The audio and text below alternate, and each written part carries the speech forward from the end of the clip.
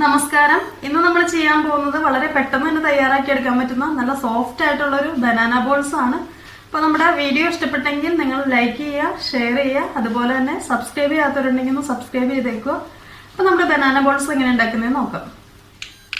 അപ്പോൾ നമ്മുടെ banana balls ഉണ്ടാക്കാനായിട്ട് നമുക്ക് മെയിൻ ആയിട്ട് വേണ്ടത് ബനാന തന്നെയാണ്. അപ്പോൾ ഞാനിവിടെ ഇതുപോലത്തെ 1.5 പഴം എടുത്തിട്ടുണ്ട്. ഇത് നമ്മുടെ നാട്ടിൽ റോബസ്റ്റ എന്ന് പറയുന്ന പഴത്തിൻ്റെ അതുപോലെ തന്നെ ഇരിക്കുന്ന ഒരു പഴമാണ്. നമ്മൾ റോബസ്റ്റ എന്ന് പറയുമ്പോൾ പച്ച കളറിലാണ്, ഇത് മഞ്ഞ കളറിൽ ഇവിടെ ഫിലിപ്പീൻസിൽ നിന്ന് വരുന്ന പഴമാണ്. അപ്പോൾ ടേസ്റ്റിന് വ്യത്യാസമൊക്കെ ഉണ്ട്, പക്ഷെ നമുക്ക് ഇതിലിപ്പോൾ ഏത് പഴം വേണമെങ്കിലും യൂസ് ചെയ്യാം. അപ്പോൾ ഞാൻ എടുത്തിരിക്കുന്നത് ഇതുപോലത്തെ 1.5 പഴമാണ്. അപ്പോൾ നിങ്ങൾക്ക് ചെറുപഴമാണ്, അതായത് ഇപ്പോൾ പാളയംതോടൻ പഴമോ അങ്ങനെ എന്തെങ്കിലും പോകുമ്പോഴോ ഏത് പഴം വേണമെങ്കിലും യൂസ് ചെയ്യാം. അങ്ങനെ ചെറുപഴമാണ് എടുക്കുന്നതെങ്കിൽ ഒരു 3 പഴം വരെ ചേർക്കുക. അതുപോലെ ഏത്തപ്പഴം വേണമെങ്കിൽ നമുക്ക് ഏത്തപ്പഴം ചേർക്കാം. ഏത്തപ്പഴം എന്ന് പറയുമ്പോൾ നല്ല പഴുത്ത് കറുത്ത തൊലിയൊക്കെ ആയിട്ടിരിക്കുന്ന പഴമാണെങ്കിൽ വേവിക്കാതെ ജസ്റ്റ് ഉടച്ച് ചേർത്താൽ മതിയാവും. അതല്ല ഇച്ചിരി ഒന്ന് ഹാർഡായിട്ടിരിക്കുന്ന പഴമാണെങ്കിൽ വേവിച്ചിട്ട് വേണം ഇതിലേക്ക് ഉടച്ച് ചേർക്കാനായിട്ട്. അപ്പോൾ ആദ്യം തന്നെ നമുക്ക് ഈ പഴം ഒന്ന് ഉടച്ചെടുക്കണം. അപ്പോൾ അതിനായിട്ട് മിക്സിയിലൊന്നും വെച്ചിട്ട് അരച്ചെടുക്കേണ്ട ആവശ്യമില്ല. നമുക്കൊരു ഫോർക്കോ അല്ലെങ്കിൽ സ്പൂണോ എന്തെങ്കിലും വെച്ചിട്ട് ഉടച്ചെടുത്താൽ മതിയാവും. അപ്പോൾ നമുക്ക് ആദ്യം തന്നെ ഇതൊന്ന് ഉടച്ചെടുക്കാം.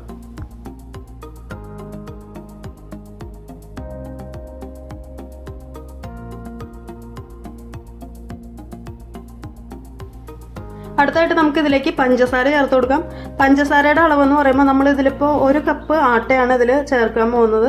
അപ്പോൾ അതുകൊണ്ട് നമ്മുടെ ആ ഒരു ടേസ്റ്റിനനുസരിച്ചിട്ടുള്ള പഞ്ചസാര ചേർത്ത് കൊടുക്കുക. ഞാനിപ്പോൾ ഇവിടെ ഏകദേശം ഒരു 3 ടേബിൾ സ്പൂൺ പഞ്ചസാര ചേർത്ത് കൊടുക്കുന്നുണ്ട്.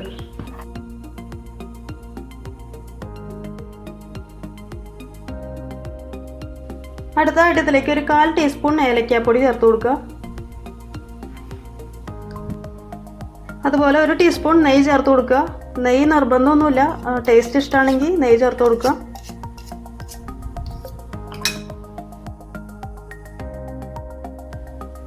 അടുത്തായിട്ട് ഒരു 1/2 ടീസ്പൂൺ ബേക്കിംഗ് സോഡ ചേർത്ത് കൊടുക്കാം.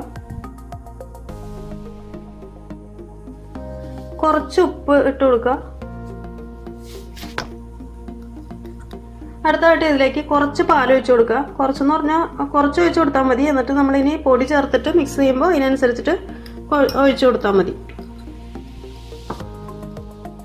1 കപ്പ് ആട്ടപ്പൊടി എടുത്തിട്ടുണ്ട്. ഇതിപ്പോൾ 250 ml 1 കപ്പ്. ഇത് നമുക്ക് കുറച്ചായിട്ട് ഇട്ട് കൊടുക്കാം, എന്നിട്ടൊന്ന് മിക്സ് ചെയ്തെടുക്കാം.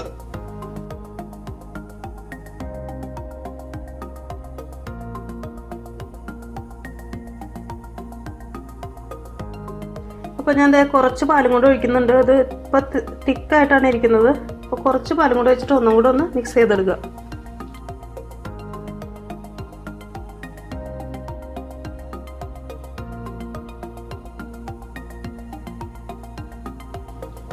അപ്പോൾ നമ്മുടെ മിക്സിങ് റെഡി ആയിട്ടുണ്ട്. ഇതിപ്പോൾ നമ്മളിങ്ങനെ എടുക്കുമ്പോൾ സ്പൂണിൽ അല്ലെങ്കിൽ കയ്യിലെടുക്കുമ്പോൾ എണ്ണയിലേക്ക് ഇടുമ്പോൾ ഇതുപോലെ വീഴുന്ന രീതിക്ക് വേണം ഇതിൻ്റെ തിക്ക്. അപ്പോൾ അധികം വെള്ളമാക്കി കളയരുത്, അതുപോലെ തന്നെ അധികം അങ്ങോട്ട് തിക്ക് വെക്കാൻ പാടില്ല.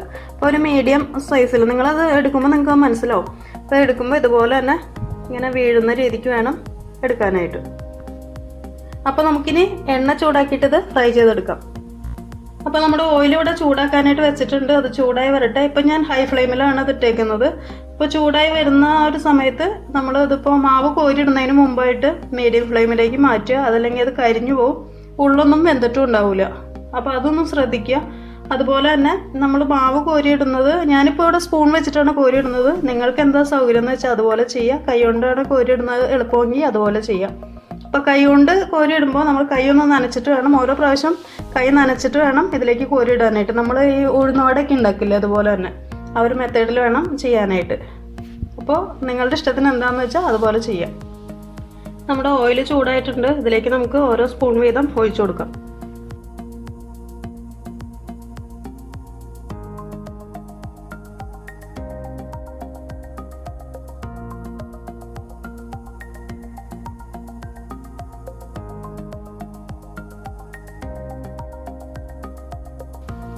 ഇതിനിപ്പോൾ നമ്മൾ കോരിയെടുത്താലും കുറച്ച് ടൈം ഇരിക്കുമ്പോൾ താന്നൊന്നും പോവില്ല. ഇതുപോലെ തന്നെ ബോളായിട്ട് തന്നെ ഇങ്ങനെ ഇരിക്കും. അപ്പോൾ അത്ര നല്ല സോഫ്റ്റ് ആണ് ഇതിൻ്റെ അകമൊക്കെ. അപ്പോൾ നമ്മുടെ ബനാന ബോൾസ് റെഡി ആയിട്ടുണ്ട്. നമുക്കിനിത് കോരിയെടുക്കാം.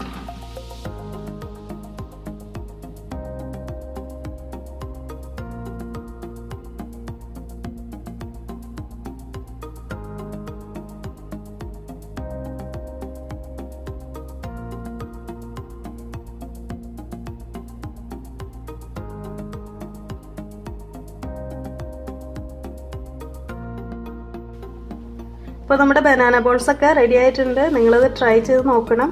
വളരെ പെട്ടെന്ന് തന്നെ തയ്യാറാക്കാൻ പറ്റുന്ന ഒരു സ്നാക്കാണ്. ഇപ്പോൾ സ്കൂളിൽ നിന്നൊക്കെ പിള്ളേർ വരുന്ന ഒരു സമയത്തൊക്കെ പെട്ടെന്ന് തന്നെ തയ്യാറാക്കി കൊടുക്കാൻ പറ്റുന്ന ഒരു സ്നാക്കാണ്.